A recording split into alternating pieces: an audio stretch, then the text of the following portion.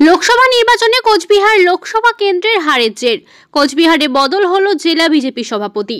বিধায়ক সুকুমার রায়ের জায়গায় জেলা সভাপতি করা হলো বিজেপির জেলার নেতা অভিজিৎ বর্মনকে। অভিজিৎ বর্মন মাথাভাঙার বাসিন্দা। গত 2021 সালে বিধানসভা নির্বাচনে বিজেপির জেলা নির্বাচনে আহ্বায়কের দায়িত্বে ছিলেন তিনি জেলা সভাপতি ঘোষিত হওয়ার পর চলে মিষ্টি মুখের পর্ব। দায়িত্ব পাওয়ার পর কি জানিয়েছেন বিজেপির কোচবিহার জেলার নতুন সভাপতি শোনাবো। যদিও এটাকে গুরুত্ব দিতে নারাজ তৃণমূল। এ নিয়ে শুনুন উত্তরবঙ্গ উন্নয়ন মন্ত্রী উদয়ন গুহ কি বলছেন। শুনুন, কেমন লাগার বিষয় নাই যে আজকে কোচবিহার জেলার একটা যে কঠিন যে দায়িত্ব, সেই দায়িত্ব আমার উপরে পার্টি অর্পণ করেছে, দায়িত্ব দিয়েছে। সেই দায়িত্ব আমি অক্ষরে অক্ষরে পালন করার চেষ্টা করব। সেই সঙ্গে যে কোচবিহার জেলার যেটা সংগঠন, যে আগামী দিনে সেই সংগঠনকে একদম বুস্তর থেকে শুরু করে বুথ মণ্ডল এবং জেলা যে শক্তিশালী যাতে আমরা সংগঠন তৈরি করতে পারি, সেদিকে আমি সচেষ্ট থাকব। এবং আগামী দিনে যে 2026-এর লড়াই, সেই লড়াই আমরা করে যে কোচবিহার জেলা যে আমাদের সাংগঠনিক যে 8টি বিধানসভা, আমরা কোচবিহার জেলা 8টা বিধানসভা আমরা কাজ করি, সেই 8টা বিধানসভাতে আমরা 2026-এ জয়লাভ করব, এটা নিশ্চিত। এইটা কোনো বিষয় নাই।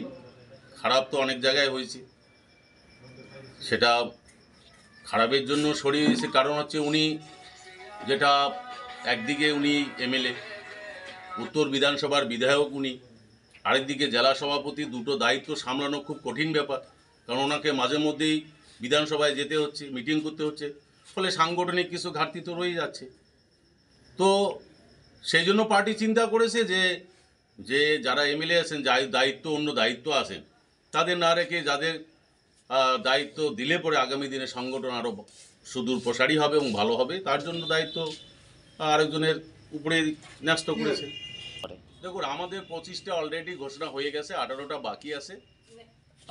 যেহেতু সাংগঠনিক কাজ আমাদের দীর্ঘদিন ধরেই চলছে, যে আমাদের মেম্বারশিপের কাজ হয়ে গেল, মেম্বারশিপের কাজ হওয়ার পরেই আমাদের মণ্ডল সভাপতি 25 জন অলরেডি হয়ে গেছে, 18 জন বাকি আছে।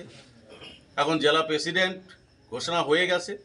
এখন আমরা যতটা পারি তাড়াতাড়ি আমরা সাংগঠনিক আমাদের যে মণ্ডল যেগুলো বাকি আছে, সেই মণ্ডলগুলো আমরা ঘোষণা করে কমিটি তৈরি করার প্রয়াস আমরা চালাবো।